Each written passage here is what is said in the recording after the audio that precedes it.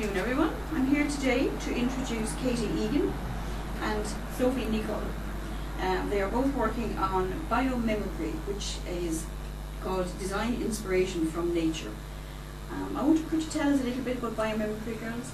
Yeah, sure. Let's see. Biomimicry is all about adding extra information or knowledge to our understanding of nature. It's about looking to nature with new eyes.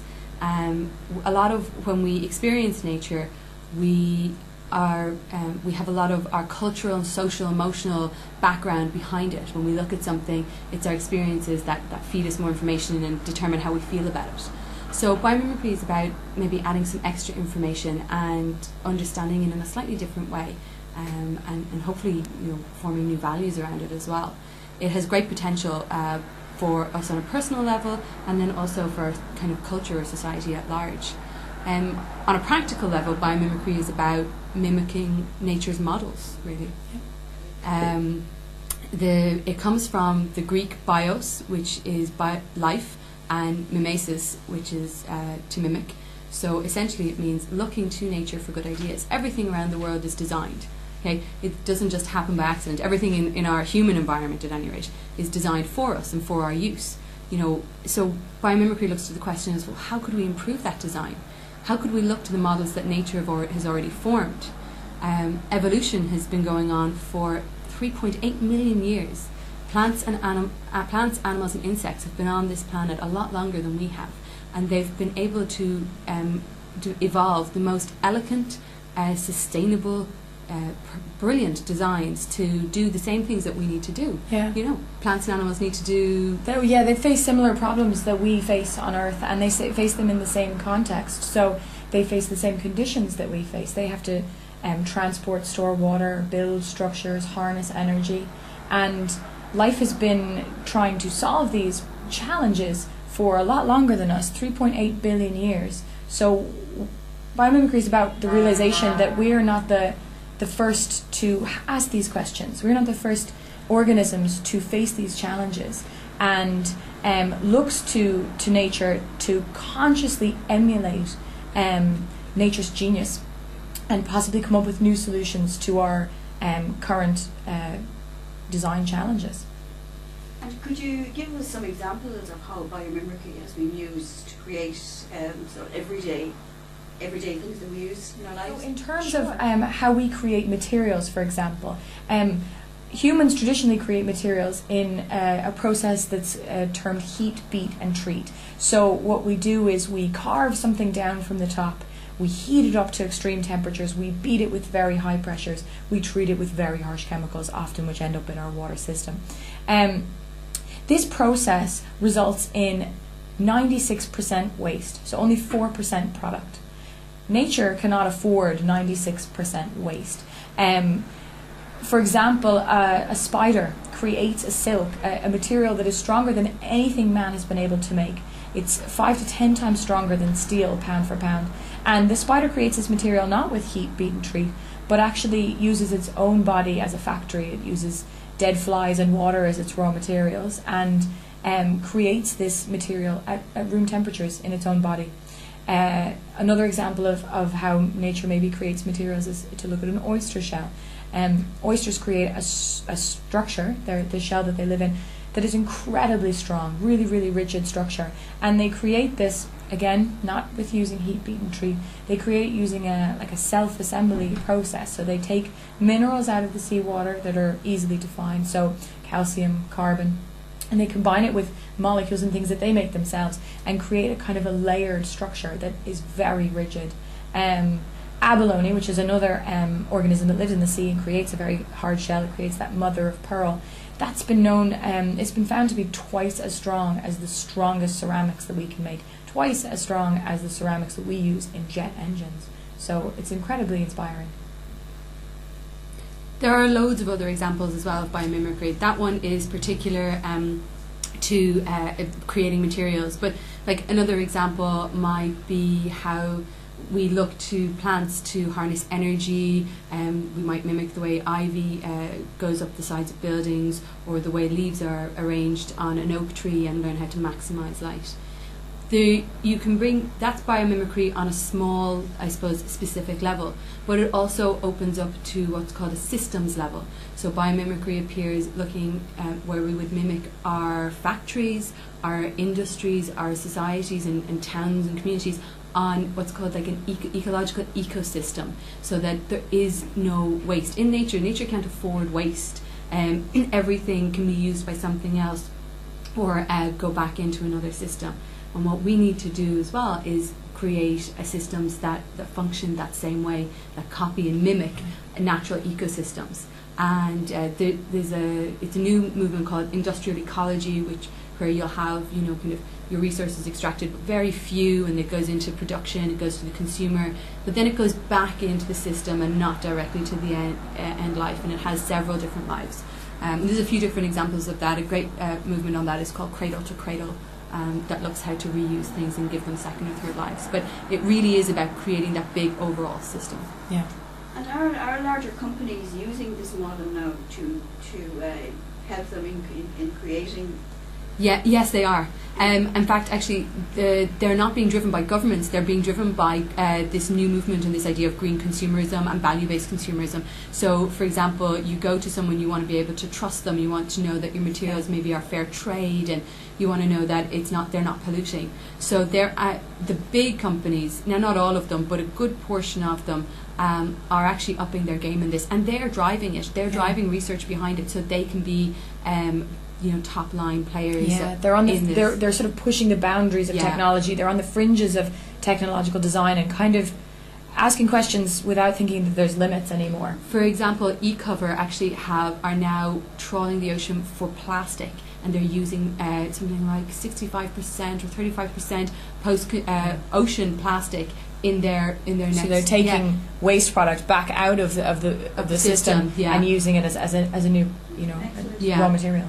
And I believe you mentioned in your talk about the kingfisher and the bullet train in Japan. Can you tell us a bit about that? Yeah, so the train system in Japan is fantastically advanced, and they have these very fast trains called bullet trains. And there was a problem the engineers realized when these bullet trains went through small tunnels. They pushed a kind of pocket of air in front of them, and when they went out the other side of the tunnel, there was a big loud sort of sonic boom. And this was obviously disturbing a lot of the people who lived in that area, and this was happening very frequently throughout the day. So they decided to look to nature to see if they could find a model organism that goes from one substance to another without creating much resistance at all. And they found the kingfisher.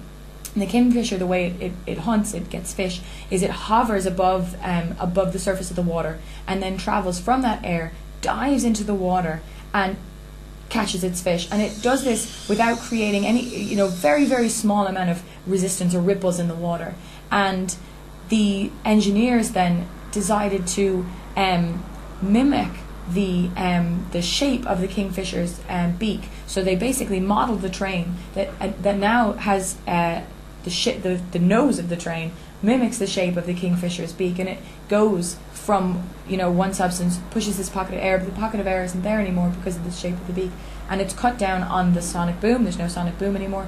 It's also allowed the train to go faster with less fuel. It's amazing the fact that it can save fuel and be more productive. Yeah. Would you have any more examples? Well, you can save lives as well, not just fuel. Yeah, you can save lives if you want to use the example of the tardigrade, which is this. It's called the water bear. It's a tiny, tiny organism, and it can live in extremes. So it can live in the coldest reaches of the Arctic. It can live in the hottest deserts. It can survive in the vacuum of outer space, and it can survive in the deepest trenches, so that it can cope with pressure as well. And what they noticed was that it needs a tiny film of water to survive. But what would happen is that even if that film of water wasn't there, it could dry out, and it would go into a state of suspended animation. Then as soon as the water appears, back to life, happy days, going around its business as normal. So scientists kind of said, there's something in this. We need to look to this. And what they've been able to do is create vaccines that can also cope with the similar stresses. And now these vaccines can be taken to countries that maybe have breakdowns in what's called the cold chain. Yeah. So the vaccine does not have to be refrigerated through the whole process. So it might be countries that have wouldn't have those systems in place, or have very extreme temperatures. So you're reducing energy use regardless, or that maybe have war-torn issues that they just can't get them in there. So they're basically able to transport them, and it is saving lives. Yeah, it really is. Some fascinating examples there. And you girls are involved in education. Yeah, we're not research scientists. Currently, we're educators, and that's one of the reasons the biomimicry excites us quite so much, because the potential of it. It is such a positive, solution-focused concept to work with students in. Students today, a lot of people today, are spending more and more time in technology, and the context of their lives is built up within the technological world. So sometimes taking them out to nature can be very disorientating. It doesn't hold a huge amount of meaning for them. They don't see it every day. It's not reinforced through their lives.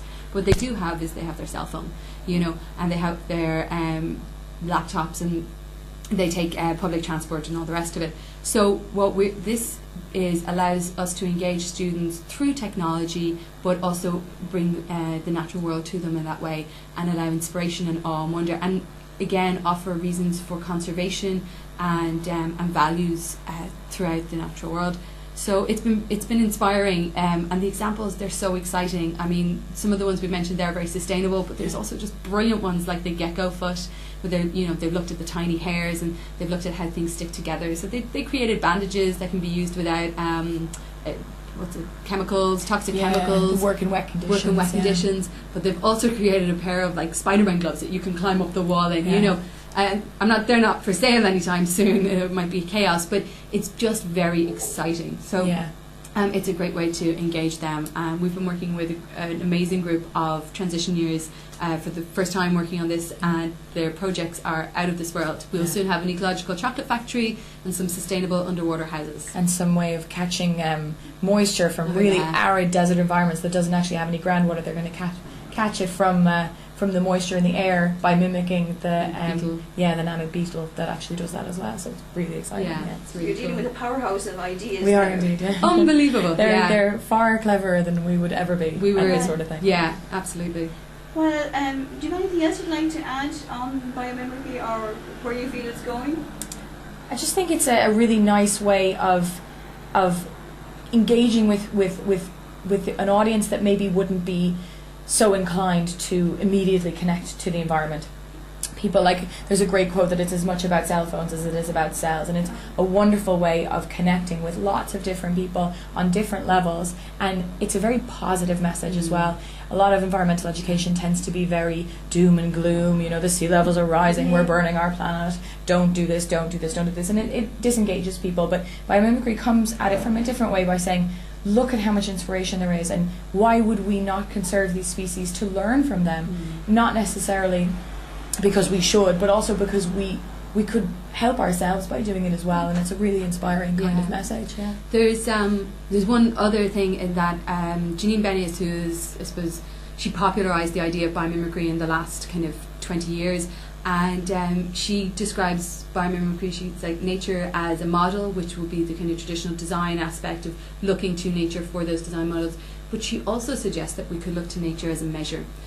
Like an ecological standard, as opposed to, we have laws and we have environmental impact assessments that say, yes, this is okay, this isn't, but we look at everything so individually. We could look at having an ecological standard by looking to what nature says is appropriate. And then the final one is nature as a mentor. To start to flip that relationship with nature a little bit, that it's not just this place we go to take stuff from. It's not like a big huge supermarket that we can pick and choose what we take, but that instead we go and we learn from it, and that we value it, and we value it for what it is itself and for the genius that exists within it. Yeah. I'd like to thank you very much, girls. It's been fascinating to listen to your talk on biomimicry, and I'd like to thank you very much. Thanks so much for having us. Thanks for having us. Thank you.